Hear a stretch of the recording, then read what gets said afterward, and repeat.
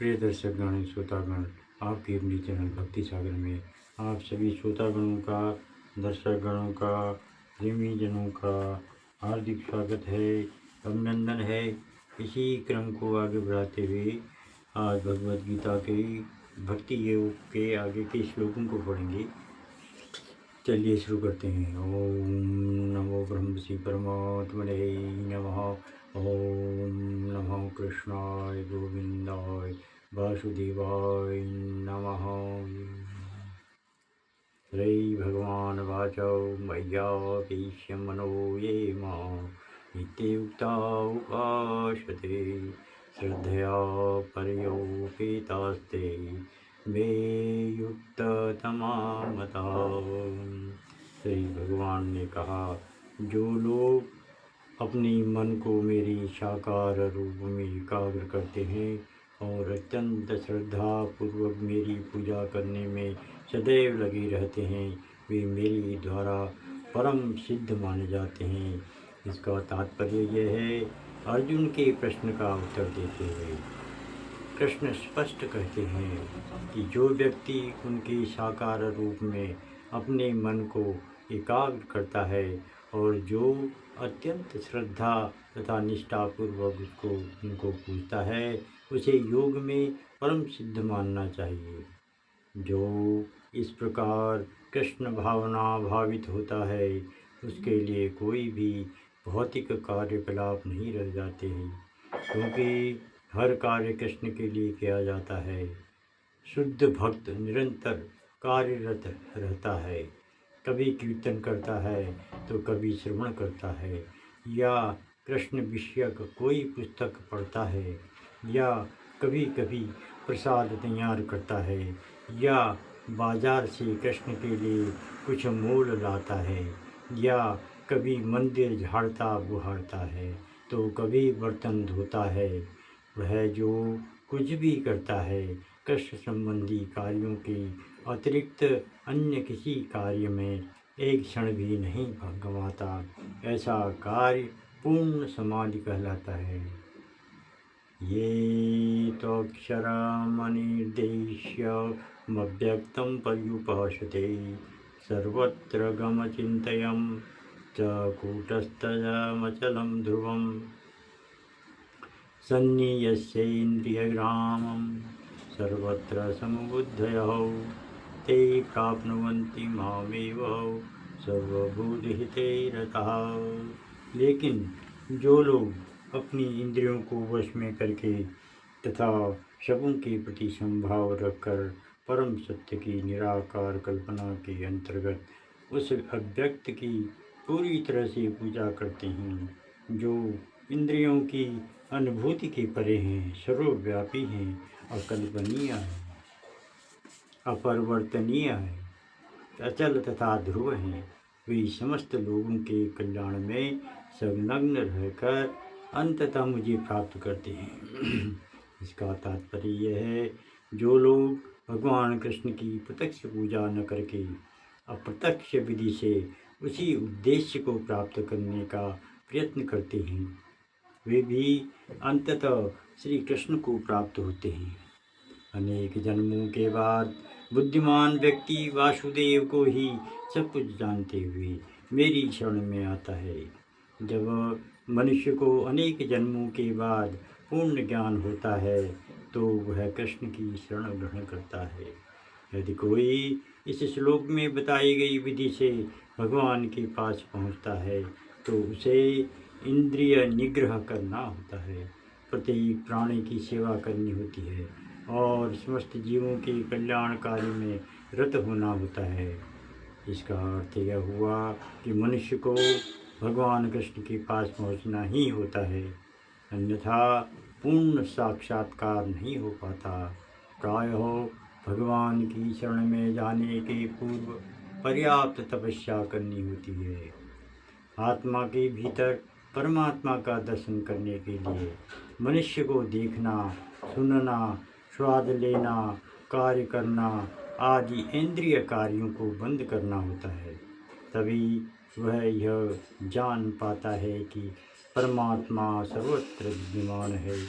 ऐसी अनुभूति होने पर वह किसी जीव से ईर्ष्या नहीं करता। उसे मनुष्य तथा पशु में कोई अंतर नहीं दिखता, क्योंकि वह केवल आत्मा का दर्शन करता है, बाह्य आवरण का नहीं। लेकिन सामान्य व्यक्ति के लिए निराकार अनुभूति की यह विधि अत्यंत कठिन सिद्ध होती है। देशो अधिक तरस्ते सामव्यक्ता सक्तचेतसाम् अव्यक्ता ही गतिर्दुःख देहवद्भिरपारवाप्यते। जिन लोगों के मन परमेश्वर के अव्यक्त निराकार स्वरूप के प्रति आसक्त हैं, उनके लिए प्रगति कर पाना अत्यंत कष्टप्रद है। देहधारियों के लिए इस क्षेत्र में प्रगति कर पाना सदैव दुष्कर होता है। तात्पर्य यह है कि अध्यात्मवादियों का समूह जो परमेश्वर के अचिंत्य अव्यक्त निराकार स्वरूप के पथ का अनुसरण करता है, ज्ञान योगी कहलाता है। और जो व्यक्ति भगवान की भक्ति में रत रहकर पूर्ण कृष्ण भावनामृत में रहते हैं, वे व्यक्ति योगी कहलाते हैं, वो भक्ति योगी कहलाते हैं। यहाँ पर ज्ञान योग तथा भक्ति योग में निश्चित अंतर बताया गया है। ज्ञान योग का पथ यद्यपि मनुष्य को उसी लक्ष्य तक पहुँचाता है, किंतु है अत्यंत कष्टकारक, जबकि भक्ति योग भगवान की प्रत्यक्ष सेवा होने के कारण सुगम है और देहधारी के लिए स्वाभाविक भी है। जीव अनादिकाल से देहधारी है। सैद्धांतिक रूप से उसके लिए यह समझ पाना अत्यंत कठिन है कि यह वह शरीर नहीं है। अतएव भक्ति योगी कृष्ण के विग्रह को पूज्य मानता है, क्योंकि उसके मन में कोई न कोई शारीरिक बोध रहता है जिसे इस रूप में प्रयुक्त किया जा सकता है। निसंदेह मंदिर में परमेश्वर के स्वरूप की पूजा मूर्ति रूप नहीं है, पूजा मूर्ति पूजा नहीं है। वैदिक साहित्य में साक्ष्य मिलता है कि पूजा सगुण तथा निर्गुण हो सकती है। मंदिर में विग्रह पूजा सगुण पूजा है, क्योंकि भगवान को भौतिक गुणों के द्वारा प्रदर्शित किया जाता है। लेकिन भगवान के स्वरूप को चाहे पत्थर, लकड़ी या तेल चित्र जैसे भौतिक गुणों द्वारा क्यों न अभिव्यक्त किया जाए, वह वास्तव में भौतिक नहीं होता। परमेश्वर की यही परम प्रकृति है। यहाँ पर एक मोटा उदाहरण दिया जा सकता है। सड़कों के किनारे पत्र पेटिकाएँ होती हैं, जिनमें यदि हम अपने पत्र डाल दें तो वो बिना किसी कठिनाई के अपने गंतव्य स्थान पर पहुंच जाते हैं। लेकिन यदि कोई ऐसी पुरानी पेटिका या उसकी अनुकृति कहीं दिखे जो डाकघर द्वारा स्वीकृत न हो, तो उससे वही कार्य नहीं हो सकेगा। इसी प्रकार ईश्वर ने विग्रह रूप में, जिसे अर्चा विग्रह कहते हैं, अपना प्रमाणिक स्वरूप बना रखा है। यह अर्चा विग्रह परमेश्वर का अवतार होता है। ईश्वर इसी स्वरूप के माध्यम से सेवा स्वीकार करते हैं। भगवान सर्वशक्तिमान हैं, अतएव वे अर्चा विग्रह रूपी अपने अवतार से भक्त की सेवाएं स्वीकार कर सकते हैं, जिससे बद्ध जीवन वाले मनुष्य को सुविधा हो।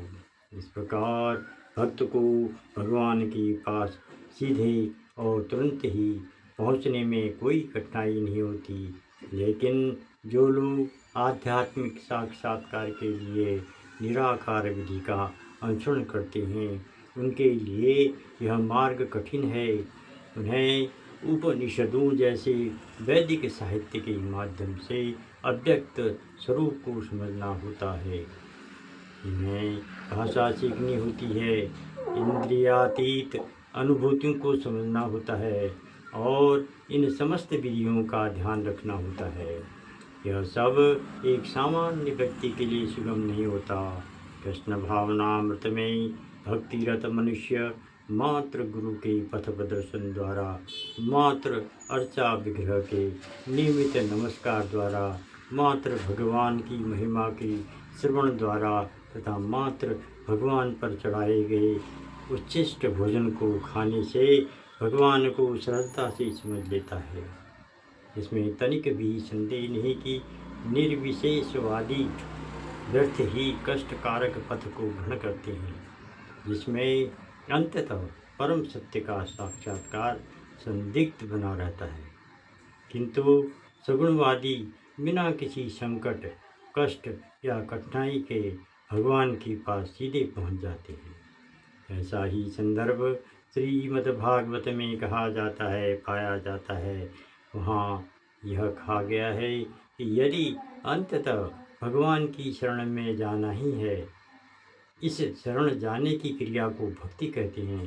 तो यदि कोई ब्रह्म क्या है और क्या नहीं है, इसी को समझने का कष्ट आजीवन उठाता रहता है, तो इसका परिणाम अत्यंत कष्टकारक होता है।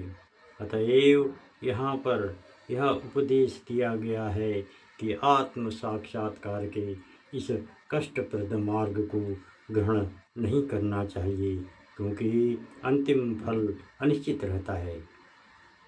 जीव शाश्वत रूप से व्यष्टि आत्मा है, और यदि वह आध्यात्मिक पूर्ण में तदाकार होना चाहता है, तो वह अपनी मूल प्रकृति के शाश्वत सत तथा ज्ञेय चित पक्षियों का साक्षात्कार रोग कर सकता है, लेकिन आनंदमय अंश की प्राप्ति नहीं हो पाती।